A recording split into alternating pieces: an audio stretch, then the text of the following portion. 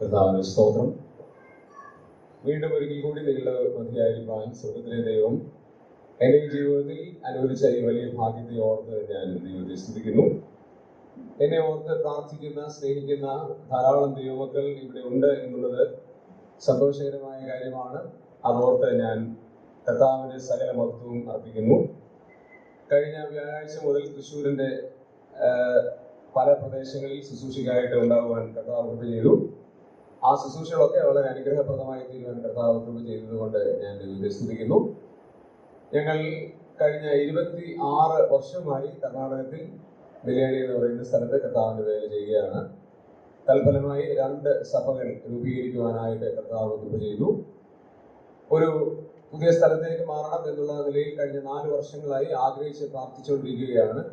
കർത്താവിൻ്റെ ഹിതമാണെങ്കിൽ ആ നിലയിൽ മുമ്പോട്ട് പോകാനായിട്ട് ആഗ്രഹിക്കുന്നു. എന്നാൽ ഇതുവരെയും യാതൊരു വിധത്തിലുള്ളതായ അനുകൂല സാഹചര്യങ്ങളും ദൈവത്തിൽ നിന്ന് ലഭിച്ചിട്ടില്ല. അതുകൊണ്ട് ഞങ്ങൾ അവിടെ തന്നെ കണ്ടിന്യൂ ചെയ്യുന്നു. ദൈവം അനുവദിക്കുന്നെങ്കിൽ അടുത്ത ദിവസങ്ങളിൽ പുതിയ ഒരു സ്ഥലത്തേക്ക് മാറി ശുശ്രൂഷ ചെയ്യുവാനായിട്ട് പുതിയൊരു സ്ഥലം സഭയോട് രൂപീകരിക്കപ്പെടുവാൻ കർത്താവിൽ ആഗ്രഹിച്ച് തീരുമാനിച്ചിരിക്കുകയാണ്. ഞങ്ങൾ അവിടെ ചെയ്യുന്ന ശുശ്രൂഷകളെ ഓർത്ത് പ്രാർത്ഥിക്കണം. ഞങ്ങൾ അവിടെ ചെന്നപ്പോൾ ചില ആത്മാക്കൾ, അതായത് ബില്യാണിയിൽ വന്നപ്പോൾ ചില ആത്മാക്കൾ വളരെ വേഗത്തിൽ രക്ഷയിലേക്ക് വന്നു. എന്നാൽ വേർപെട്ട് വരാനായിട്ട് തടസ്സമുണ്ടായി. അങ്ങനെ തടസ്സം നിന്നത് അവിടെയുള്ള സഭാ ഹാളിൽ ഇല്ലാത്തത് കൊണ്ടായിരുന്നു. അങ്ങനെ ഞങ്ങൾ വളരെ വേഗത്തിൽ, ഏകദേശം 4 വർഷം കൊണ്ട് ഞങ്ങൾ വേഗത്തിൽ ഒരു സഭാ ഹാൾ ഉണ്ടാക്കി എന്ന് പറഞ്ഞാൽ ഒരു വീടായിരുന്നു, അത് സഭാ ഹാളായിട്ട് കൺവേർട്ട് ചെയ്യായിരുന്നു. എന്നാൽ അത് നല്ല രൂപത്തിലുള്ളൊരു വീട് അല്ലായിരുന്നു. അതിൻ്റെ ഭിത്തിയൊക്കെ നല്ലതായിരുന്നെങ്കിലും അതിൻ്റെ മാട്, എന്താ പറയുക, ഞങ്ങളുടെ കന്നഡയിൽ മാട്, റൂഫ് അത്ര നല്ലതല്ലായിരുന്നു. അതുകൊണ്ട് ഞങ്ങൾക്കത് അറിയില്ലായിരുന്നു. കാരണം അവര് പ്രത്യേക ഓയിലൊക്കെ തേച്ചത് ബ്യൂട്ടിഫുൾ ആയിട്ട് ഞങ്ങളെ കാണിച്ചു തന്നതുകൊണ്ട് ഞങ്ങൾ ഓർത്തു നല്ലതായിരിക്കും. എൻ്റെ അന്നത്തെ അറിവെന്നുള്ളത് 30-31 വയസ്സേ ഉള്ളൂ. അപ്പോൾ നിങ്ങൾ മനസ്സിലാക്കിയാൽ മതി എത്ര പക്വതയുണ്ടെന്ന് മനസ്സിലാക്കിയത്. അപ്പൊ ആ സമയത്തുള്ള തീരുമാനവും അതുകൊണ്ട് വളരെ പെട്ടെന്നൊരു ഹോളൊക്കെ ആയി. പക്ഷെ അന്ന് ആവശ്യമായിരുന്നു. ആളുകൾ മുമ്പോട്ട് വരുന്നപ്പോൾ ഹോളില്ല, സെമിത്തേരി ഇല്ല എന്നൊക്കെ പ്രശ്നം ഉണ്ടായപ്പോൾ വളരെ വേഗത്തിൽ ഒരു ഹോള് ഞങ്ങൾ അറേഞ്ച് ചെയ്തു. എന്നാൽ ഇപ്പോൾ അത് വളരെ പരിതാപകരമായ നിലയിലാണ്. ഏത് നിമിഷവും താഴെ വീഴാം എന്നുള്ള സ്ഥിതിയിലാണ്. അതുകൊണ്ട് ഞങ്ങളുടെ ശരീരത്തിന്മേൽ വീഴാതിരിക്കുവാനായിട്ട് ഇരുമ്പ് കൊണ്ട് ബന്ധിച്ചിട്ട് ഷീറ്റ് മുകളിലിട്ടിരിക്കുകയാണ്. വീണാലും ആരുടെയും ദേഹത്ത് വീഴാതിരിക്കാനായിട്ട് അങ്ങനെ ക്രമീകരണം ചെയ്ത് കഴിഞ്ഞ 4 വർഷമായിട്ട് മുമ്പോട്ടിരിക്കുകയാണ്. അതിനെ ഓർത്ത് ഞങ്ങൾ പ്രാർത്ഥിച്ചുകൊണ്ടിരുന്നു. കഴിഞ്ഞ ഒക്ടോബറിൽ ഞങ്ങൾ ഒരു അഭ്യർത്ഥനയൊക്കെ ഇറക്കി. തൽഫലമായിട്ട് കുറച്ച് പണം ഞങ്ങൾക്ക് ലഭിച്ചു. എന്നാൽ അത് ലീഗലായിട്ട് ചില പ്രശ്നങ്ങൾ നിലനിൽക്കുകയാണ്. പുതിയ ഗവൺമെന്റിന്റെ സിസ്റ്റം അനുസരിച്ച് ഞങ്ങൾക്കത് റീകൺസ്ട്രക്ട് ചെയ്യണമെങ്കിൽ നിയമപരമായ ചില പ്രശ്നങ്ങൾ അവശേഷിക്കുകയാണ്. ഇവിടത്തേക്കോട്ടുള്ള നിബന്ധനകളൊന്നുമല്ല കർണാടകത്തിൽ. ഒരുപാട് കടമ്പകൾ കടക്കണം. ഇപ്പോൾ അതിന്റെ ഒരു കൺവേർഷൻ ലാൻഡ് എന്ന് പറയുന്ന ഒരു പ്രോസസ്സിംഗ് നടന്നുകൊണ്ടിരിക്കുകയാണ്. അത് ലഭിച്ചെങ്കിൽ മാത്രമേ ഞങ്ങൾക്ക് അത് റീകൺസ്ട്രക്ട് ചെയ്യാനായിട്ട് സാധ്യമാകുള്ളൂ. അതിന്റെ കാര്യത്തിന് വേണ്ടി ഞാനും ചില സഹോദരന്മാരും രാപകൽ അധ്വാനിച്ചുകൊണ്ടിരിക്കുകയാണ്. അത് എത്രയും വേഗം ലഭിക്കേണ്ടിയിരിക്കുന്നു. നിങ്ങളെല്ലാവരും ആ വിഷയത്തിൽ ഓർത്ത് പ്രാർത്ഥിക്കണം. മാത്രമല്ല, കർണാടകത്തിലും ആന്ധ്രയുടെ ബോർഡറിലുമായി ഞങ്ങൾ ചെയ്യുന്ന ശുശ്രൂഷകളെ കഴിഞ്ഞ പ്രാവശ്യം ഞങ്ങൾ ഓർത്ത് നിങ്ങളോട് പറഞ്ഞതാണല്ലോ. ആ ശുശ്രൂഷ വളരെ അനുഗ്രഹമായി മുമ്പോട്ട് പോകുന്നു. പ്രവർത്തന മുഖാന്തരം ഒരു സ്ഥലം സഭ ഉണ്ടായി. അവിടെ ഒരു ഹാള് പണിതുകൊണ്ടിരിക്കുകയാണ്. അതിന്റെ ഗ്രൗണ്ട് വർക്ക് ചെയ്തു. നമ്മുടെ ലക്ഷ്മൺ സഹോദരൻ എന്ന് പറയുന്ന ഒരു സഹോദരൻ, തൃശ്ശൂരുള്ള ഒരു സഹോദരനുണ്ട്. അദ്ദേഹത്തിന്റെ സ്ഥലം എവിടെയാണെന്ന് എനിക്കറിയില്ല. താളിക്കുന്ന അദ്ദേഹമാണ് അതിനകത്ത് ഏറ്റവും കൂടുതൽ ശരീരം കൊണ്ട് അധ്വാനിച്ചത്. അദ്ദേഹത്തിന്റെ അധ്വാനത്തിന്റെ ഒരംശം പോലും ഞങ്ങൾക്ക് അദ്ദേഹത്തിന് ശമ്പളമായിട്ട് കൊടുക്കാൻ പറ്റിയില്ല. ഞങ്ങൾ എല്ലാവരും പോയി. ഞാൻ പോയില്ല, എനിക്ക് ആരോഗ്യ പ്രശ്നങ്ങൾ കാരണം ഞാൻ പോകാനായിട്ട് സാധിച്ചില്ല. ബാക്കി സുശേഷന്മാരെല്ലാം രാമയില്ലാതെ അധ്വാനിച്ച് അതിന്റെ തറപ്പണി കഴിഞ്ഞു. ഇനിയും അതിന്റെ ഭിത്തിയും ബാക്കി കാര്യങ്ങളും ചെയ്യണം. ചെല്ലക്കര, നോർത്ത് കർണാടകയിലാണ്. അപ്പൊ അതും ഏറ്റവും അനുഗ്രഹപ്രദമായി തീരാൻ വേണ്ടി നിങ്ങൾ എല്ലാവരും പ്രത്യേകമായിട്ട് പ്രാർത്ഥിക്കണം എന്ന് ദൈവനാമത്തിൽ ഓർപ്പിക്കുകയാണ്. ഇന്നത്തെ ധ്യാനത്തിനായിട്ട് ഞാൻ വളരെ വേഗത്തിൽ ചില കാര്യങ്ങൾ നിങ്ങളോട് സംസാരിക്കാനായിട്ടാണ് കർത്താവിൽ ആഗ്രഹിക്കുന്നത്. നമ്മൾ കഴിഞ്ഞ 2 രാത്രിയിൽ ചിന്തിച്ച അതേ വിഷയത്തിലേക്കാണ് ഞാൻ വരാൻ പോകുന്നത്. യോഹന്നാന്റെ സുവിശേഷം 17-ാം അധ്യായം. ഇന്ന് നമ്മൾ പുതിയ ഒരു കാര്യത്തിലേക്കാണ് ഞാൻ പോകുന്നത്. അതിന്റെ 18-ാമത്തെ വാക്യം, ജോൺസ് ഗോസ്പൽ ചാപ്റ്റർ 17 വേഴ്സ് 18. യോഹന്നാന്റെ സുവിശേഷം 17-ാം അധ്യായം അതിന്റെ 18-ാമത്തെ വാക്യം. നീ എന്നെ ലോകത്തിലേക്ക് അയച്ചതുപോലെ ഞാൻ അവരെയും ലോകത്തിലേക്ക് അയച്ചിരിക്കുന്നു. മതി. Thank you. നമ്മൾ വാക്കോടെ പ്രാർത്ഥിക്കും. പിതാവേ, ഞങ്ങൾ നന്ദിയോടെ തിരുനാമത്തെ സ്തുതിക്കുന്നു. സ്വർഗം പ്രസാദിക്കുന്ന ഒരു ആരാധന കഴിപ്പാൻ ഞങ്ങളെ അവിടുന്ന് സഹായിച്ചതുകൊണ്ട് തിരുനാമത്തെ സ്തുതിക്കുന്നു. പിതാവേ, ഞങ്ങൾ വായിച്ചു കേട്ട വചനത്തിനായി സ്തോത്രം. ഈ വചനത്തിൽ നിന്നുള്ള ആത്മീക ചിന്തകൾ ഞങ്ങളുടെ ഹൃദയങ്ങളെ ഭരിക്കുവാനും അതെല്ലാവർക്കും ആത്മീക അനുഗ്രഹത്തിന് കാരണമാക്കി തീർക്കണമേ എന്ന് ഞങ്ങൾ അവിടുത്തോട് പ്രാർത്ഥിക്കുന്നു. ഇത്രത്തോളം ഞങ്ങളെ സഹായിച്ചുകൊണ്ട് സ്തോത്രം. ഈ വചനത്തിന്മേൽ ദൈവത്തിന്റെ ആത്മാവിന്റെ പ്രകാശനവും ആത്മാവിന്റെ കൃപയും ധാരാളമായി പകരണമേ. ഹൃദയങ്ങളുടെ ആലോചനകൾ വെളിപ്പെടുത്തുന്ന സ്വർഗത്തിലെ ദൈവം ആവശ്യമുള്ള ആലോചനകൾ നൽകി സഹായിക്കണമേ. പ്രാർത്ഥന കേട്ടതുകൊണ്ട് നന്ദി. യേശു ക്രിസ്തുവിന്റെ ധന്യമുള്ള നാമത്തിൽ തന്നെ ആമേൻ. കഴിഞ്ഞ ദിവസങ്ങളിൽ ഇതിന്റെ മുഖവരയും കാര്യങ്ങളും ഒക്കെ പറഞ്ഞതുകൊണ്ട് ഞാൻ ഒരു മുഖവരയിലേക്കും പോകാതെ ഡയറക്റ്റ് ഈ വാക്യത്തിലേക്ക് തന്നെ പോകുകയാണ്. 3 പ്രധാനപ്പെട്ട ആത്മീക ചിന്തകളാണ് ഈ വായിച്ച 18ാം വാക്യത്തിൽ നിന്ന് ഞാൻ നിങ്ങളോട് സംസാരിക്കാനായിട്ട് ആഗ്രഹിക്കുന്നത്. അത് ഒന്നാമത്തെ കാര്യം, ആ വാക്യം നമ്മൾ ശ്രദ്ധിച്ചാൽ കാണാൻ കഴിയുന്ന ഒരു കാര്യം, നീ എന്നെ ലോകത്തിലേക്ക് അയച്ചതുപോലെ. കർത്താവിന്റെ വാക്കാണ് ഇത്. കർത്താവ് പിതാവിനോട് റെക്കമെൻഡ് ചെയ്യുന്ന ഒരു കാര്യമാണ്, നീ എന്നെ ലോകത്തിൽ അയച്ചു. ഒന്നാമത്തെ പ്രസ്താവന അവിടെ പറയാൻ ആഗ്രഹിക്കുന്നത്, കർത്താവ് പറയാണ്, പിതാവേ, അവിടുന്ന് എന്നെ ലോകത്തിലേക്കാണ് അയച്ചത്. ആ ലോകം എന്താണെന്നുള്ളത് കഴിഞ്ഞ ദിവസം നമ്മൾ വിശദമായിട്ട് ചിന്തിച്ചുകൊണ്ട് ഞാൻ അതിലേക്ക് പോകുന്നില്ല. ലോകത്തിലേക്ക് കർത്താവിനെ പിതാവ് അയച്ചു. അതാണ് ഒന്നാമത്തെ ചിന്തയായിട്ട് ഞാൻ പറയാൻ പോകുന്നത്. അത് ഞാൻ വിശദീകരിക്കുന്നില്ല. രണ്ടാമത്തെ കാര്യം ഒരു താരതമ്യമാണ്. ആ വാക്യം ചിന്തിച്ചാൽ ഇറ്റ്സ് എ കമ്പാരിസൺ. ഒരു താരതമ്യം പറഞ്ഞിരിക്കുകയാണ്. എന്താണ് കമ്പാരിസൺ? നമ്മൾ വായിക്കുന്നത്, നീ എന്നെ ലോകത്തിലേക്ക് അയച്ചതുപോലെ ഞാൻ ഇവരെയും അയക്കും. അത് ഭയങ്കര ഗൗരവമുള്ളൊരു കാര്യമാണ്. പിതാവ് പുത്രനെ ലോകത്തിലേക്ക് അയച്ചതുപോലെ തന്നെ എന്നുള്ള വാക്ക് അവിടെ ഇല്ല, പക്ഷെ അതിന്റെ ആശയം ചെയ്യാണ്. പിതാവ് പുത്രനെ ലോകത്തിലേക്ക് അയച്ചതുപോലെ ശിഷ്യന്മാരെയാണ് പ്രൈമറിലി അവിടെ വിശീഭവിക്കുന്നത്. എന്നാൽ നമ്മളെയും ലോകത്തിലേക്ക് എന്ത് ചെയ്തിരിക്കുകയാണ്? അയച്ചിരിക്കുകയാണ്. അത് അല്പം പ്രശ്നകരമായ ഒരു വാക്യം. ആ പ്രശ്നം എന്ന് ഞാൻ പറഞ്ഞ് തെറ്റിദ്ധരിക്കണ്ട, നമുക്കൊക്കെ ഒരു അല്പം ഭയം ഉണ്ടാക്കുന്ന ഒരു വാക്യമാണ്. ഒരുപക്ഷെ നമ്മളെ എന്തിനാണ് ഈ ലോകത്തിലേക്ക് അയച്ചതെന്ന് നമുക്കറിയത്തില്ല. അറിയാമോ? അറിയാതിരിക്കാം, ഇല്ലെന്ന് ഞാൻ പറയുന്നില്ല, അറിയാം.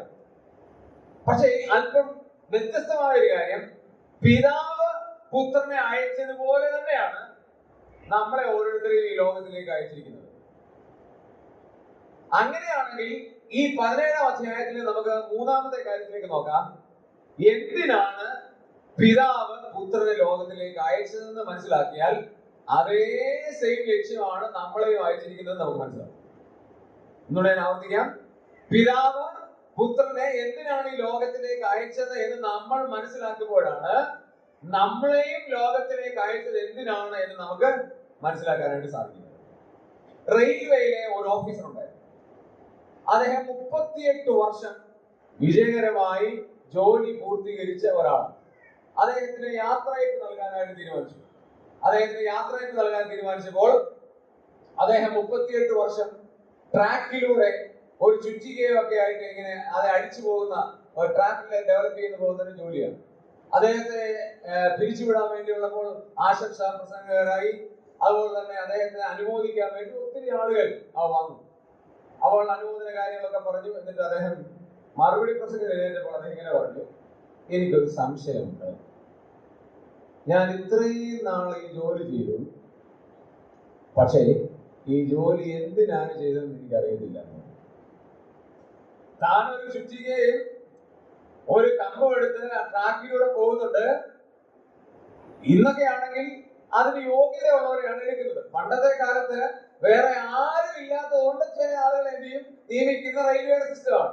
അതുകൊണ്ട് അദ്ദേഹം പറയാണ്, ഞാൻ ഈ ട്രാക്കിലൂടെ ഇത്രയും വർഷം പോയി, പക്ഷേ എന്തിനാണ് ഈ ചുറ്റിയെ കൊണ്ട് ട്രാക്കിന് അടിക്കുന്നതെന്ന് എനിക്ക് ഇതുവരെ മനസ്സിലായില്ല.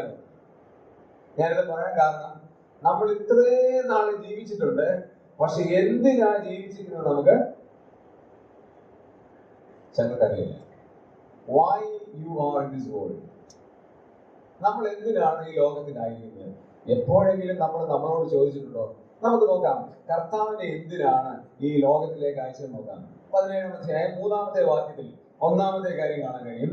ചാപ്റ്റർ 17 verse 3 ഒന്നാമത്തെ കാര്യം അവിടെ ദൈവത്തിന്റെ ആത്മാവ് പറയാണ്, ഏകസത്യ ദൈവമായ നിന്നെയും നീ അയച്ചിരിക്കുന്ന യേശു ക്രിസ്തുവിനെയും അറിയുന്നത് തന്നെ നിത്യജീവനാകുന്നു. അപ്പൊ യേശു ക്രിസ്തുവിനെ അയച്ചതിന് വേണ്ടിയാ ഏക സത്യമായ ദൈവത്തെയും ആ ദൈവം അയച്ച യേശു ക്രിസ്തുവിനെയും ലോകം അറിയാൻ വേണ്ടിയാണ് യേശു ക്രിസ്തുവിനെ ഈ ഭൂമിയിലേക്ക് അയച്ചത്. അതിനെ നമ്മൾ ഇങ്ങനെ ചിന്തിച്ചാൽ ലോകത്തിലുള്ള എല്ലാവരും പിതാവായ ദൈവത്തെ അറിയണം. ആ ഒരൊറ്റ ലക്ഷ്യത്തിന് വേണ്ടിയാണ് യേശു ക്രിസ്തുവിനെ ഈ ഭൂമിയിലേക്ക് അയച്ചത്.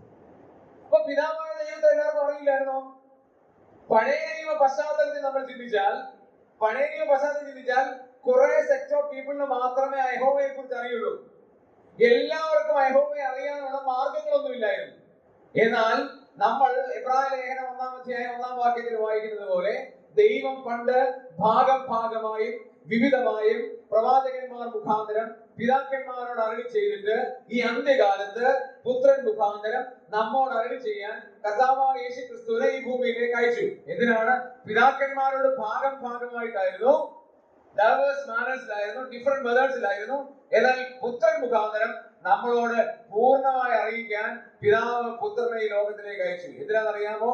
ഈ ലോകത്തിൽ നിത്യജീവൻ ലഭിക്കേണ്ടതിന്, മറ്റുള്ളവർക്ക് നിത്യജീവൻ ലഭിക്കേണ്ടതിനാണ് യേശു ക്രിസ്തുവിനെ ഈ ലോകത്തിലേക്ക് അയച്ചത്. അതാണ് ആ വാക്യം പറയുന്നത്. ഏക സത്യദൈവമായ നിന്നെയും നീ അയച്ചിരിക്കുന്ന യേശു ക്രിസ്തുവിനെ അറിയുന്നത് തന്നെ നിത്യജീവനാണ്. നമ്മയും ഈ ലോകത്തിൽ അയച്ചതിനാണ്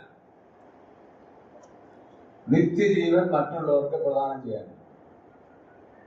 ഈ ലോകത്തിൽ നമ്മളെ അയച്ച ഒരൊറ്റ ലക്ഷ്യമാണ്. ഈ ലോകത്തിൽ സമ്പാദിക്കേണ്ട എന്ന് ഞാൻ പറയുന്നില്ല, ജോലി വേണ്ട എന്ന് പറയുന്നില്ല, നമുക്ക് വാഹനം വേണ്ട എന്ന് പറയുന്നില്ല. ഇതെല്ലാം ആവശ്യമാണ്. പക്ഷെ അതിന്റെ ആത്യന്തികമായ ലക്ഷ്യം എന്ന് പറയുന്നത്, അതിന്റെ ഏറ്റവും ഇമ്പോർട്ടന്റ് ആയ പ്രയോറിറ്റൈസ് എന്ന് പറയുന്നത്, നമ്മുടെ ജീവിതത്തിൽ ജീവിത മുഖാന്തരം, നമ്മുടെ വാഹന മുഖാന്തരം, നമ്മുടെ ഭവന മുഖാന്തരം, നമ്മുടെ ജോലി സാഹചര്യങ്ങൾ മുഖാന്തരം ഒരാളെങ്കിലും യേശു ക്രിസ്തുവിന്റെ നിത്യജീവനിലേക്ക് വരണം എന്നുള്ളതാണ് ഏറ്റവും വലിയ ആഗ്രഹം. അതിന് നമ്മൾ ചെയ്യേണ്ടത് യഥാർത്ഥ ക്രിസ്ത്യാനിയായിട്ട് ജീവിച്ചാൽ മാത്രം. നമുക്ക് പറയാൻ പറ്റാത്ത സാഹചര്യങ്ങൾ കാണുമായിരിക്കാം. ഞങ്ങള് പല സന്ദർഭങ്ങളിലും സുവിശേഷം പരസ്യമായിട്ട് പറയാനുള്ള യാതൊരു അവസരവും ഇല്ല. കേരളത്തിലൊക്കെ എന്ത് ഭാഗ്യമാണ്, പരസ്യമൊക്കെ നടത്തുമ്പോൾ ഞങ്ങൾ കൊതിച്ചിട്ടുണ്ട്, ഞങ്ങളും നടത്തിയാലോ. അങ്ങനെ ഞങ്ങൾ സഹോദരന്മാരുടെ തീരുമാനത്തില് ഒന്ന് പരസ്യവും നടത്താമെന്ന് തീരുമാനിച്ച് ഞങ്ങൾ സഭയുടെ മീറ്റിംഗിൽ ഞങ്ങൾ സഹോദരന്മാർ ആലോചിച്ച് നമുക്കൊന്ന് പരസ്യവും നടത്തിയാലോ, അത് നടത്താം.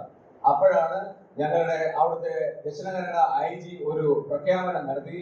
ഈ കഴിഞ്ഞ ജൂലൈ മാസത്തിലാണ് ഞങ്ങൾ തീരുമാനം എടുക്കുന്നത്. ജൂണിലാണ് തീരുമാനം എടുക്കുന്നത്. ജൂലൈ മാസം മുതൽ ഒരു പുതിയ പ്രഖ്യാപനം വന്നു. ഇനിയും ആർക്കും നൈറ്റ് സാങ്ഷൻ കൊടുക്കുന്നതല്ല. പരസ്യ പ്രസ്താവനകളോ പരസ്യ മീറ്റിങ്ങുകളോ എടുക്കണമെങ്കിൽ ഗവൺമെന്റിന്റെ കളക്ടറുടെ ഭാഗത്ത് നേരത്തെ മുൻകൂട്ടി പെർമിഷൻ എടുക്കാതെ ഞങ്ങളവിടെ പെന്തിക്കോസിലെ ഒരൊറ്റ ഒരു മനുഷ്യൻ കൺവെൻഷൻ നടത്തുന്നുണ്ട്. അദ്ദേഹം പെർമിഷന് വേണ്ടി ചോദിച്ചപ്പോൾ പറഞ്ഞു, ಗವರ್ಮೆಂಟ್ ಪೊಲೀಸ್ പറഞ്ഞ ನಾವು ಪರ್ಮಿಷನ್ ಕೊಡ್ಲಿಕ್ಕೆ ಆಗುದಿಲ್ಲ, ಏನಾದ್ರೂ ಬೇಕಾದ್ರೆ ಮಾಡಿ ತೊಂದರೆ ಹೋದ್ರೆ ನೀವು ತಗೊಂಡ್ಬೇಕು, പെർമിഷൻ തരില്ല, എന്ത് വേണം നിങ്ങൾ ചെയ്തോ, പക്ഷെ എന്തെല്ലാം പ്രശ്നം വന്നാലും അത് മുഴുവൻ നിങ്ങൾക്കെതിരെ FIR ചാർത്തി ഞങ്ങൾ കേസെടുക്കും. ഞാൻ പറഞ്ഞതിനർത്ഥം ഒരാളോട് പരസ്യമായി സുവിശേഷം പറയാനാവില്ലാത്ത എത്രയോ മേഖലകളുണ്ട്. അവിടെ ചെയ്യുന്ന കാര്യം എന്താണെന്നറിയാമോ? ജസ്റ്റ് ക്രിസ്ത്യാനിയായിട്ട് ജീവിക്കുക. എന്റെ ഒരു ഫ്രണ്ട് ഉണ്ട്, അദ്ദേഹം ഫ്രണ്ടായത് ഒരു യാത്രയിലാണ്, അതാണ് ഞാൻ പറഞ്ഞത്. ഒരു ഫ്രണ്ട് ഉണ്ട്, അദ്ദേഹം ബാംഗ്ലൂരിലാണ്. ഞങ്ങള് അവിടെ ചെന്നപ്പോൾ അവിടുന്ന് ഒരു ടാക്സി വിളിച്ചു. അപ്പൊ നമുക്കറിയാം ഓല ടാക്സി വിളിച്ചിട്ട് ഒരു സ്ഥലത്ത് പോകാൻ വേണ്ടിയാണ്. ആ സ്ഥലത്ത് പോകാൻ വേണ്ടി ഓല ടാക്സി വിളിച്ചു, നമ്പറൊക്കെ ഡയൽ ചെയ്തു, വന്നു. അദ്ദേഹത്തിന്റെ വന്നു കഴിഞ്ഞപ്പോൾ അദ്ദേഹം ഈ ക്രിസ്തീയ കന്നഡ പാട്ട് അതിനകത്ത് ഇട്ടിരിക്കുകയാണ്. അപ്പൊ ഞങ്ങൾ കന്നഡയിലാണ് സംസാരിക്കുന്നത്. അപ്പൊ കന്നഡ പാട്ടിട്ടിരിക്കുകയാണ്. അപ്പൊ കന്നഡ പാട്ടിട്ടപ്പോ നല്ല കന്നഡ ക്രിസ്തീയ പാട്ട്. ഉടനെ ഞാൻ ചോദിച്ചു, എന്താണ് ഇങ്ങനെ ഈ പാട്ടിട്ടിരിക്കുന്നത് എന്ന് ചോദിച്ചു. ഉടനെ ഞങ്ങളുടെ കേറുന്ന ഓഡിയൻസിന് ഇഷ്ടമാണെങ്കിൽ അതൊക്കെ ഇടും, സാർ നിർത്തണമെങ്കിൽ ഞാൻ നിർത്തിയേക്കാന്ന് പറഞ്ഞു. ഞാൻ പറഞ്ഞില്ല, നിർത്തണ്ട, നിങ്ങൾ ഇങ്ങനെ എപ്പോഴും ചെയ്യുമോ? അപ്പൊ എനിക്ക് മനസ്സിലായി എന്തോ സംതിങ് ഡിഫറെന്റ് ഉണ്ട്. അപ്പൊ ഞാൻ ചോദിച്ചു, എന്താണ് നിങ്ങൾ ഈ പാട്ടൊക്കെ ഇടുന്നത് പിന്നെ അതിന്റെ മുകളില് ഈ കാറിന്റെ ഫ്രണ്ടിൽ ട്രാക്ട് ഒക്കെ ഇരിക്കൊണ്ട് നിങ്ങളുടെ യാത്ര എങ്ങോട്ട്, കന്നഡയിൽ ഇത് ട്രാക്ട് ആണ്, നിങ്ങളുടെ യാത്ര എങ്ങോട്ട്, ഇത് കഴിഞ്ഞുകൊണ്ട് അദ്ദേഹം ആ ട്രാക്ട് കൊടുക്കും. അപ്പൊ ഞാൻ ചോദിച്ചു, നിങ്ങൾ ആരാണ്? ഉടനെ പറഞ്ഞു, ഞാനൊരു ബിലിയോറാണ്. ഞാനൊരു ഉന്നതമായ ജോലി മലേഷ്യയിൽ ഉണ്ടായിരുന്ന ഒരാളാണ്, തമിഴ് സഹോദരനാണ്. ഉന്നതമായ ഒരു ജോലി ഉണ്ടായിരുന്ന ഒരാളാണ്. ഞാൻ ആ ജോലി രാജിവെച്ചിട്ട് ഞാൻ ബാംഗ്ലൂരിൽ വന്നിട്ട് കന്നഡ അറിയാം, തമിഴ് അറിയാം, മലയാളം സ്വല്പ അറിയാം, ഞാൻ ഇംഗ്ലീഷ് നല്ലോണം അറിയാം, ഹിന്ദി അറിയാം, 5 ലാംഗ്വേജ് അറിയാം. അദ്ദേഹം ജസ്റ്റ് കാര്യത്തിന് വേണ്ടി ജോലിയാന്ന് പറഞ്ഞ് അദ്ദേഹം ഒരു ടാക്സി ഓടിക്കുകയാണ്. ലക്ഷ്യം എന്താണെന്ന് അറിയാമോ? ഗോസ്പൽ ഷെയർ ചെയ്യുക. അതല്ലാതെ ഒരൊറ്റ ലക്ഷ്യമില്ല. എനിക്ക് ഭയങ്കരമായിട്ട് ത്രില്ലിംഗ് ആയി. ഞാൻ അദ്ദേഹത്തിന് ചോദിച്ചു, താങ്കളുടെ ലൈഫിൽ ഞാൻ പലയിടത്തും പ്രസംഗിക്കുമ്പോൾ പറയുന്നതിന് വിരോധമുണ്ടോ? ഒരു വിരോധമില്ല സാർ, എവിടെ വേണമെങ്കിലും പറഞ്ഞോളൂ, എന്റെ പേര് പറയുന്നതെന്ന് മാത്രമേ ഉള്ളൂ, എന്റെ അനുഭവം എവിടെ വേണമെങ്കിലും പറഞ്ഞോളൂ എന്ന് പറഞ്ഞു. ഞാൻ ചോദിച്ചു, എന്നാ പേര് പറയാത്ത? പേരറിയാൻ ആഗ്രഹിക്കുന്നില്ല, കാരണം എന്റെ പേര് ലോകത്തിൽ ആരും അറിയരുത്, എന്റെ കർത്താവ് മാത്രം അറിഞ്ഞാൽ മതി. എന്തോ ഒരു കാഴ്ചപ്പാടാണ്. ചില മനുഷ്യനെ ദൈവം ഈ ലോകത്തിൽ അങ്ങനെ ആക്കിയിരിക്കുകയാണ്. എന്തിനാണെന്നറിയാമോ? ഗോസ്പൽ ഷെയർ ചെയ്യാൻ. ഇവിടെ ഒരു സഹോദരിയുടെ പേര് ഞാൻ പറയുന്നതിൽ നിങ്ങൾ വിഷമിക്കൊന്നുമില്ലെന്ന് വിചാരിക്കുന്നു. ഇവിടെ മോളി സഹോദരിക്ക് ഒരു സഹോദരിയുണ്ട്. ആ സഹോദരി എന്നോട് ചോദിക്കണം, ഒരു രക്ഷയിലേക്ക് വന്ന സഹോദരിയുടെ പേര് ഞാൻ പറഞ്ഞു, ചന്ദ്രിക. ചന്ദ്രിക എന്ന് പറഞ്ഞൊരു സഹോദരിയുണ്ട്. ജയേഷ് വന്നിട്ടുണ്ടോ? ജയേഷുണ്ട്. നിങ്ങൾ ആ ജയേഷിനെ പരിചയപ്പെടണം. ചന്ദ്രിക എന്ന് പറഞ്ഞൊരു സഹോദരിയുണ്ട്. ഹിന്ദുവിൽ രക്ഷിക്കപ്പെട്ടു വന്ന ഒരൊറ്റ തീഷ്ണതയേ ഉള്ളൂ. എന്താ അറിയാമോ? സുവിശേഷം മറ്റുള്ളവരോട് പങ്കുവെക്കണം. പോകുന്നിടത്തും വരുന്നിടത്തും ഇറങ്ങുന്നിടത്തും എല്ലായിടത്തും ഒരൊറ്റ ലക്ഷ്യമേ ഉള്ളൂ, ഈ യേശുവിനെ മറ്റുള്ളവർ കണ്ടെത്തണം. കർത്താവ് ഈ ഭൂമി വന്നെന്താ അറിയാമോ? നിത്യജീവൻ മറ്റുള്ളവർക്ക് നൽകാനാണ്. നമ്മൾ ഈ ലോകത്ത് ജീവിക്കുന്ന എന്തിനാണെന്നറിയാമോ? ഒരാളെങ്കിലും കർത്താവിലേക്ക് നയിക്കുക എന്നുള്ള ഒരൊറ്റ ലക്ഷ്യം മാത്രമാണ്. അതിനാണ് കർത്താവ് നമ്മെ ഈ ഭൂമിയിലേക്ക് അയച്ചത്. രണ്ടാമത്തെ കാര്യത്തിലേക്ക് വരാം. കർത്താവ് എന്തിനാണ് ഈ ഭൂമിയിലേക്ക് വന്നത്? 4ാമത്തെ വാക്യം ഒന്ന് വായിക്കും. Verse 4, 17 verse 4.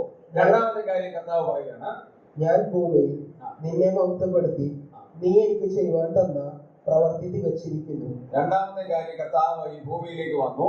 ഇങ്ങനെയാണ് പിതാവ് പുത്രനെ അയച്ചതുപോലെ. ഇപ്പൊ പിതാവ് പുത്രനെ അയച്ച എന്തിനാണ് എന്ന് 4ാം വാക്യം വ്യക്തമാണ്. എന്താണ്?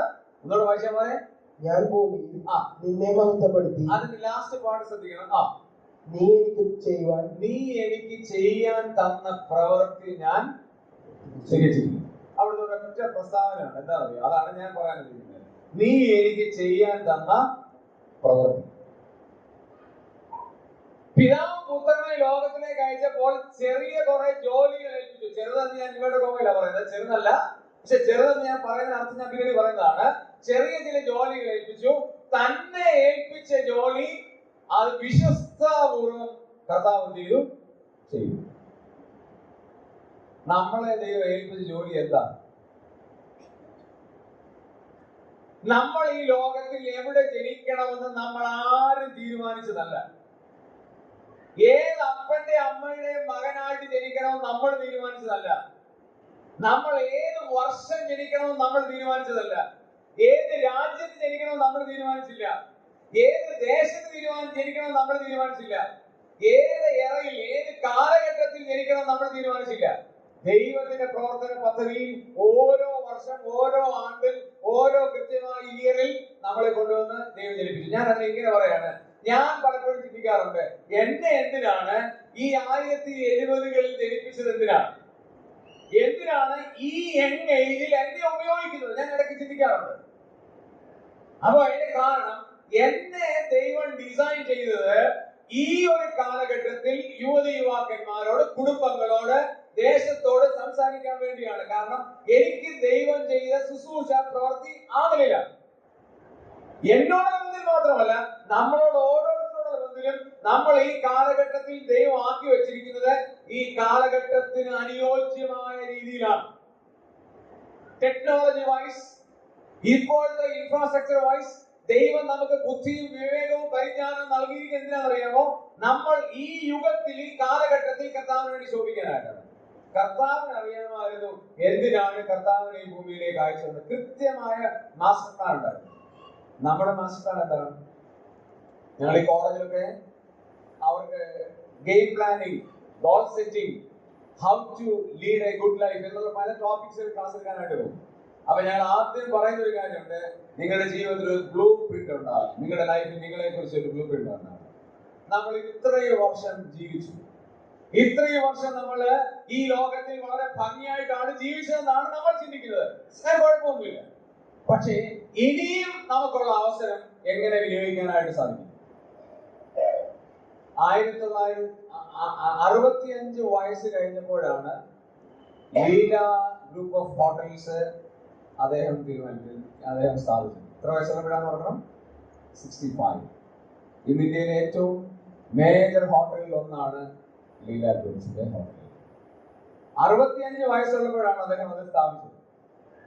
നമ്മൾ ഇനി എന്നെ കൊണ്ട് എന്നെ പറ്റും, എന്നെ കൊണ്ട് ഇനി ഒന്നും പറ്റൂല, എന്നെ കൊണ്ട് ഒന്നും സാധ്യമാകില്ല. കുടിയാൻമലയിൽ ഒരു സഹോദരിയുണ്ട്. ആ സഹോദരി മേളിന്റെ കോൺക്രീറ്റിന്റെ മുകളിൽ നിന്ന് താഴെ വീഴാൻ നടു ക്ഷീണിതരായി കഴിയുന്ന ഒരു സഹോദരിയാണ്. എന്റെ ഫ്രണ്ട് ജോമോന്റെ മദറാണ്. ആ കിടപ്പിൽ കിടന്നുകൊണ്ട് എത്ര പേരോടാണ് സുവിശേഷം പങ്കുവെക്കുന്നത് അറിയാമോ? ഒന്നും എന്നേക്കാൻ പറ്റൂല. പക്ഷെ അവിടെ കിടന്നുകൊണ്ട് അനേകരോട് സുവിശേഷം പറയാനുള്ള അവസരങ്ങൾ ആ സഹോദരി ഒരുക്കുകയാണ്. ഞങ്ങളുടെ കർണാടകത്തിൽ ഞങ്ങൾ വിസിറ്റ് ചെയ്തപ്പോൾ, ഭവനസന്ദർശനപ്പോൾ ഒരു വീട്ടിൽ ചെന്നപ്പോൾ ആ വീട്ടിലുള്ള ആ ഒരു വൃദ്ധനാണ്. അദ്ദേഹത്തിന് ഒരു 70-72 വയസ്സുണ്ട്. ഞങ്ങൾ ഈ സുവിശേഷം പറഞ്ഞു കഴിഞ്ഞപ്പോ ആ വീട്ടിലും കയറി. വീട്ടിൽ കയറിയപ്പോൾ അവിടെ പടങ്ങളൊന്നുമില്ല, മാതാവിന്റെ പടമില്ല, യേശുവിന്റെ പടമില്ല, പുണ്യവാളന്മാരുടെ പടമൊന്നുമില്ല. ഇപ്പൊ കയറി ചെന്നപ്പോ തന്നെ ഞങ്ങളുടെ വീട് കണ്ടപ്പോൾ എന്തോ ഒരു പ്രത്യേകത തോന്നി. ഞങ്ങൾ ചോദിച്ചു, നിങ്ങൾ ഏത് കൂട്ടായ്മയിലാണ് പോകുന്നത്? ഞങ്ങളൊരു കൂട്ടായ്മയിലും പോകുന്നില്ല, ഞങ്ങൾ ഇങ്ങനെ ജീവിക്കുന്ന ഒരാളാണ്. അപ്പൊ ചോദിച്ചു, എവിടെയാണ് നാട്? എന്റെ നാട് കുടിയാൻമലയാണ്, അവിടുന്ന് വർഷങ്ങൾക്ക് മുമ്പ് ഞങ്ങൾ ഇവിടെ വന്നതാണ്. അതുകൊണ്ട് അപ്പൊ സാഹചര്യം ചോദിച്ചു വന്നപ്പോ ഈ സഹോദരി സുവിശേഷം പറഞ്ഞ് രക്ഷിക്കപ്പെട്ട ഒരു അച്ഛനാണ്. 72-73 വയസ്സുള്ള ഒരു വൃദ്ധനായ. നമുക്ക് രോഗം സംബന്ധിച്ച് കിടക്കുകയാണെങ്കിലും നമുക്ക് എന്ത് പറയാം? We can share gospel to others. നമുക്ക് സുവിശേഷം മറ്റുള്ളവരോട് പങ്കുവെക്കാം. ഒരു പ്രവൃത്തി ദൈവം നമുക്ക് ഈ ഭൂമിയിൽ അനുവർത്തിക്കാൻ തന്നിരിക്കുകയാണ്. കർത്താവിന് അതിനെക്കുറിച്ച് വ്യക്തമായ ലക്ഷ്യമുണ്ടായിരുന്നു. കർത്താവ് അത് നിർവഹിക്കാനായിട്ടിടയായി. നമ്മുടെ ഡ്യൂട്ടി എന്താണ് ഈ ലോകത്തിൽ? എത്ര വർഷം നമ്മൾ ഈ ലോകത്തിൽ ജീവിക്കുന്നു എന്നതിലല്ല അർത്ഥം, പിന്നെ എങ്ങനെ ജീവിച്ചു എന്നുള്ളതാണ് അർത്ഥം. എത്ര വർഷം നമ്മൾ ഏറ്റവും മെച്ചമായ കാറിൽ യാത്ര ചെയ്തു എന്നുള്ളതല്ല ഏറ്റവും വലിയ കാര്യം. ആ കാറ് ദൈവരാജ്യ വ്യാപ്തിക്ക് വേണ്ടി എങ്ങനെ ഉപയോഗിച്ചു എന്നുള്ളതാണ്. എത്ര വലിയ വീട്ടിൽ താമസിച്ചു എന്നുള്ളത് വിഷയമേ അല്ല. ആ വീട് എത്ര ദൈവദാസന്മാർക്ക് പ്രയോജനം ഭവിക്കുവാൻ കാരണമായി തീർന്നു എന്നുള്ളതാണ്. ദൈവം നമുക്ക് തന്ന അനുഗ്രഹങ്ങൾ എത്ര വലുതാണ്. നമ്മുടെ പിതാക്കന്മാരെ ഓർത്ത് നോക്കി. അവർ കുടിലുകളിൽ താമസിച്ചു. അവർ കിട്ടിയ ചെറിയ അംശത്തിൽ അവർ ദൈവത്തെ സ്നേഹിക്കാനായിട്ടിടയായി. അവർ പാടിവെച്ച പാട്ടൊക്കെ നമ്മളിപ്പം മനോഹരമായി പാടുന്നു. അവർ പാടി എന്താ? ലോകധനം സൗഖ്യമാർഗമായി കരുതി പോകും നരർക്കുള്ള വിനക്കില്ലോ എന്നാൽ ക്രിസ്തുവിൽ സമാധാനം നിത്യമാം സുഖദാനമരുളും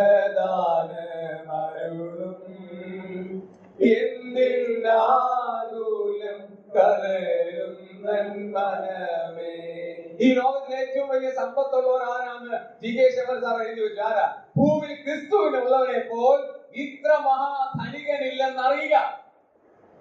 അവർക്കുണ്ടായിരുന്ന പരിമിതമായ സാഹചര്യം, നമ്മുടെ പിതാക്കന്മാർക്കുണ്ടായിരുന്ന പരിമിതമായ സാഹചര്യങ്ങൾ അവർ കർത്താവിന് വേണ്ടി ഉപയോഗിച്ചത് കൊണ്ട് സ്വർഗത്തിലെ ദൈവം തലമുറകളെ എന്ത് ചെയ്തു? ദൈവം ആർക്കും കടക്കാരനല്ലോ. തലമുറകളെ വാരി വിതറി അങ്ങ് അനുഗ്രഹിച്ചു. അപ്പന്മാര് പോകാത്ത രാജ്യങ്ങളിൽ മക്കൾ പോയി, മക്കളുടെ തലമുറ പോയി. അപ്പന്മാർക്ക് ലഭിക്കാത്ത വിദ്യാഭ്യാസം മക്കൾക്കും കൊച്ചുമക്കൾക്കും തലമുറകൾക്കും ദൈവം ഔദാര്യമായി കൊടുത്തു. ലോകത്തിന്റെ വൻകരകളിലേക്ക് അവർ വ്യാപിച്ചു. എന്തിനാണ്? ദൈവം നമ്മളെ ഏൽപ്പിച്ച ദൗത്യം നമ്മൾ പൂർത്തീകരിക്കുന്നുണ്ടോ? God has set a plan. ദൈവം ഒരു വലിയ പദ്ധതി നമുക്ക് ആസൂത്രണം ചെയ്തു. നമ്മളത് മനസ്സിലാക്കാതെയാണ് നമ്മുടെ ജീവിതം പോകുന്നെങ്കിലോ? മൂന്നാമത്തെ കാര്യത്തിലേക്ക് വരാം. മൂന്നാമത്തെ കാര്യം അതിന്റെ 7ാമത്തെ വാക്യം. മൂന്നാമത്തെ കാര്യം ഞാനിപ്പോ പറഞ്ഞത്. 4ാമത്തെ കാര്യത്തിലേക്ക് വരാം. അതിന്റെ 7ാമത്തെ വാക്യം, verse 7. 7ാമത്തെ കാര്യം. ഒന്നാമത്തെ കാര്യം നിത്യജീവൻ ലഭിക്കേണ്ടതിനാണ്. 2, പിതാവിനെ മഹത്വപ്പെടുത്തേണ്ടതിന്. അത് ഞാൻ പറഞ്ഞില്ല. ഓക്കെ, 4-ാം വാക്യം ഒന്നുകൂടെ വായിക്കും. ഒന്ന് പോയിട്ട് മിസ്സായി. കാരണം 4-ാം വാക്യം ഒന്നുകൂടെ വായിക്കും. ഞാൻ ഭൂമിയിൽ നിന്നെ മഹത്വപ്പെടുത്തി നീ എനിക്ക് ചെയ്യുവാൻ മതി. ആദ്യത്തെ പറയാം, അത് വിട്ടുപോയതുകൊണ്ടാണ്. അവിടെ പറയാണ് ഭൂമിയിൽ നിന്നെ മഹത്വപ്പെടുത്തി. അപ്പൊ പിതാവ് പുത്രനെ അയച്ചതിന് വേണ്ടിയാ പിതാവിനെ മഹത്വപ്പെടുത്താൻ. ഞങ്ങളുടെ ചർച്ചില് യൂത്ത് മീറ്റിംഗ് ഭയങ്കര സജീവമാണ്. എന്ന് പറഞ്ഞാൽ പിറന്നു വീണ കുഞ്ഞ്, ചർച്ചിൽ വരുന്ന കുഞ്ഞ് മുതൽ 86 വയസ്സുള്ള ഒരു അച്ഛൻ വരെയുണ്ട് ഞങ്ങളുടെ ചർച്ചിൽ. ഞങ്ങളെല്ലാം ഒരുമിച്ചാണ് യൂത്ത് മീറ്റിംഗ്. അപ്പൊ ഭയങ്കര ഇൻട്രസ്റ്റിംഗ് ആണ് യൂത്ത് മീറ്റിംഗിന്. ആ യൂത്ത് മീറ്റിംഗിന് ഞങ്ങള് ഓരോ തിങ്കിങ് ക്വസ്റ്റ്യൻ, 0 അവർ എന്നൊരു അവറുണ്ട്. 0 അവർ. ആ 0 അവറിനകത്ത് ആർക്കും എന്ത് വേണമെങ്കിലും ഉന്നയിക്കാം. 0 അവർ. അത് 0 അവറായിട്ട് മാത്രം വെച്ചിരിക്കുകയാണ്. അപ്പൊ ഒരു 0 അവറിൽ ഞാൻ ഒരു ചോദ്യം ചോദിച്ചു. ഞാൻ ചോദിച്ചു, നമ്മള് ഈ പ്രസംഗം തുടങ്ങുമ്പോഴും സാക്ഷ്യം തുടങ്ങുമ്പോഴും ഒക്കെ പറയുന്ന ഒരു വാചകമുണ്ട്. എന്താണ്? ദൈവനാമം മഹത്വപ്പെടുവാനായിട്ട്. അപ്പൊ എന്റെ ക്വസ്റ്റ്യൻ ഇതായിരുന്നു, 0 അവറിൽ എന്തുകൊണ്ടാണ് അത് പറയുന്നത്? ഓപ്പൺ ഡിസ്കഷൻ ആണ്, ആർക്കും വേണേ പറയാം. എന്തുകൊണ്ടാണ് ആദ്യം എഴുന്നേറ്റ് ദൈവനാമം മഹത്വപ്പെടുമാറാകട്ടെ എന്ന് പറയുന്നത്? അപ്പൊ തിയോളജിക്കലി നല്ല ആളുകൾ പറഞ്ഞു അത് ദൈവശാസ്ത്രപരമായിട്ട് നമ്മൾ പറയുന്നതൊക്കെ ദൈവത്തിന്റെ നാമത്തിന് മഹത്വമായിരിക്കണം. അപ്പൊ ഓരോ അഭിപ്രായങ്ങൾ പറഞ്ഞു. ഒരു കൊച്ചു ചെറുക്കൻ, അവൻ ഇന്നിപ്പം ഡിഗ്രിക്ക് പഠിക്കുകയാണ്. അന്ന് അവൻ പറയാണ്, അങ്ങളെ എന്തെങ്കിലും പറഞ്ഞു തുടങ്ങുമ്പോ എന്തെങ്കിലും പറയണ്ടേ, അല്ലാതെ വെറുതെ അങ്ങോട്ട് കയറി ഇന്ന് പെട്ടതില്ല. അപ്പൊ എന്തെങ്കിലും ഒന്ന് പറയേണ്ടതിന് പറയുന്ന ഒരു കാര്യമാണ് ഏത്? ദൈവനാമം മഹത്വപ്പെടുന്നത്. സത്യം പറഞ്ഞാൽ ഞങ്ങൾ ഇന്ന് എല്ലാവരും ചിരിച്ചു. അവന്റെ കുഞ്ഞറിയിൽ അവൻ പറഞ്ഞ കാര്യമാണ്. അപ്പൊ ഞാൻ പറഞ്ഞു, ആ കുഞ്ഞ് പറഞ്ഞത് ശരിയാണ്, അവന്റെ അർത്ഥത്തിൽ അത് ശരിയാണ്. അവന് മനസ്സിലായത് എന്താ അർത്ഥം? എന്തെങ്കിലും പറഞ്ഞ് തുടങ്ങാൻ വേണ്ടി ഉപയോഗിക്കുന്ന ഒരു പദമാണ് ഏത്? ദൈവനാമം മഹത്വപ്പെടുമാറാകട്ടെ. ഇന്ന് പല യുവാക്കന്മാർക്കും അത് തന്നെ അറിയത്തുള്ളൂ, സംശയമൊന്നുമില്ല. യഥാർത്ഥത്തിൽ നമ്മൾ പറയുന്നതൊക്കെ എന്തായിരിക്കണം? ദൈവനാമം. ചില ആളുകൾ ഈ ദൈവവചന ശുശ്രൂഷയിലേക്ക് കയറിയാൽ കുറ്റം മാത്രമേ പറയുള്ളൂ. അവര് പോയി താമസിച്ച വീട്ടിന്റെ കുറ്റം, അവര് പോയ ചർച്ചിന്റെ കുറ്റം, അവര് പോയി താമസിച്ച ആ സഹോദരി ശരിയല്ല, ആ സഹോദരൻ ശരിയല്ല. ഞാൻ പലപ്പോഴും ഇങ്ങനെയുള്ളവരോട് പറയാറുണ്ട്, എന്റെ സഹോദര, ദൈവനാമ മഹത്വത്തിന് വേണ്ടി ഉള്ളത് വല്ലതും പറ. വെറുതെ നിങ്ങളെ ആ വീട്ടിൽ സ്വീകരിച്ച് ഏതെല്ലാം കഷ്ടതയിലൂടെയാണ് നിങ്ങൾക്ക് രാജകീയമായ രീതിയിൽ അവർ നിങ്ങളെ പരിപാലിച്ചത്, അത് നിങ്ങൾ ഓർക്കാതെ ഒരു കുറവ് വന്നതിനെ കുറിച്ച് നിങ്ങൾ പറയരുത്. നിങ്ങളെ ദൈവം നടത്തിയ വഴികളെ കുറിച്ചൊന്ന് പറ. കുറവുകൾ പറയാനുള്ള അവസരം അല്ല, അത് ദൈവത്തിന്റെ പരിശുദ്ധാത്മാവാണ് ബോധ്യപ്പെടുന്നത്, നമ്മളല്ല. വചനം പറയുമ്പോൾ ദൈവത്തിന്റെ പരിശുദ്ധാത്മാവ് നീതിയെക്കുറിച്ചും ന്യായവിധിയെക്കുറിച്ചും സത്യത്തെക്കുറിച്ചും ബോധ്യം വരുന്നു. അത് പറഞ്ഞ് ഫലിപ്പിക്കാനുള്ള ഒരു അവസരമല്ല. നമ്മൾ കുത്താൻ പോയാൽ ദൈവത്തിന്റെ ആത്മാവ് കുത്തൂല, നമ്മളെ കുത്തു. അവിടാണ് പ്രശ്നം. എന്നാൽ നമ്മൾ സത്യം പറയുമ്പോൾ ദൈവത്തിന്റെ പരിശുദ്ധാത്മാവ് ഹൃദയങ്ങളോട് സംഭവിക്കും. നമ്മൾ പറയേണ്ടത് ദൈവനാമ മഹത്വത്തിന് വേണ്ടിയുള്ള മാത്രം കാര്യങ്ങളാണ്. കർത്താവ് അതിനുവേണ്ടിയാണ് ഈ ഭൂമിയിൽ ആ കർത്താവിനെ അയച്ചത്. നമ്മളെയും അയച്ചത് എന്തിനു വേണ്ടിയാണെന്നറിയാം? എന്തിനു വേണ്ടിയാ? ഭൂമിയിൽ കർത്താവിനെ മഹത്വപ്പെടുത്തുന്ന കാര്യം മാത്രം പറയാനാണ്. പക്ഷെ നമ്മുടെ ജീവിതത്തിൽ അല്ലാത്ത അനുഭവങ്ങളും ഒക്കെ വരും, ഇല്ലേ? നമ്മളെ കണ്ടിട്ടും ആളുകൾ കാണാതെ പോകും, പരിഗണിക്കാതെ പോകും, നമുക്ക് ബഹുമാനം തരാതെ പോകും, നമ്മളെ ആദരിക്കാതെ പോകും, അർഹതപ്പെട്ട സ്ഥാനം തരാതെ പോകും. ഇതൊക്കെ ഉണ്ടാകും. അതൊക്കെ നമ്മൾ ദൈവമായിട്ട് ഡീൽ ചെയ്യുകയല്ലാതെ അതൊന്നും പറഞ്ഞ് ദൈവജനത്തെ ഡിസ്കറേജ് ചെയ്യുന്ന ഒരു കാര്യമല്ല. ദൈവജനത്തിന് എപ്പോഴും ആവശ്യം ആത്മീക നവോത്ഥാനത്തിനുള്ള കാര്യമാണ്, ആത്മീയ ഉത്തേജനത്തിനുള്ള കാര്യമാണ്. കർത്താവ് എപ്പോഴെങ്കിലും ഡിസ്കറേജ് ചെയ്യുന്ന അല്ലെങ്കിൽ ദൈവനാമം ദൂഷിക്കപ്പെടുന്ന ഏതെങ്കിലും കാര്യങ്ങൾ പറഞ്ഞു. ഞാൻ 19 പ്രാവശ്യം ബൈബിൾ വായിച്ചിട്ടുണ്ട്, ഇതുവരെയും ഞാൻ കണ്ടിട്ടില്ല. കർത്താവ് എപ്പോഴെങ്കിലും ഡിസ്കറേജ് ചെയ്യുന്ന ഒരു വാക്ക്, മറ്റുള്ളവരെ താഴ്ത്തിക്കെട്ടുന്ന രീതിയിലുള്ള വാക്കുകൾ, അത് കർത്താവ്, നമ്മുടെ വാഴ്ത്തപ്പെട്ട കർത്താവ് പറഞ്ഞില്ല. എപ്പോഴും പറഞ്ഞ ദൈവത്തിന് മഹത്വമുള്ള കാര്യമാണ്. നമ്മെ ഈ ഭൂമിയിൽ ദൈവം അയച്ചിരിക്കുന്നതിനെ അറിയാം, മഹത്വമുള്ള കാര്യം മാത്രം പറയാനാണ്. 4-ാമത്തെ കാര്യത്തിലേക്ക് വരാം. 17-ാം അധ്യായം അതിന്റെ 7-ാമത്തെ വാക്യം വളരെ വിലപ്പെട്ട ഒരു വാക്യമാണ്. 7-ാമത്തെ വാക്യം, നീ എനിക്ക് തന്നത് എല്ലാം നിന്റെ പക്കൽ നിന്ന് ആകുന്നു എന്ന് അവർ ഇപ്പോൾ അറിഞ്ഞിരിക്കുന്നു. പിതാവ് പുത്രനെ അയച്ചതിനറിയാം. നിങ്ങൾക്ക് ഇപ്പൊ എന്തെങ്കിലും ഉണ്ടോ അതെല്ലാം ആര് തന്നതാണ്? ദൈവം. ഭയങ്കര ആശയാണ്. നമുക്കിപ്പോ എന്തെങ്കിലും ഉണ്ടോ അതല്ല ആര് തന്നതാ? ദൈവം തന്ന. ദൈവം തന്ന അല്ലാതെ വല്ലതും ഉണ്ടോ?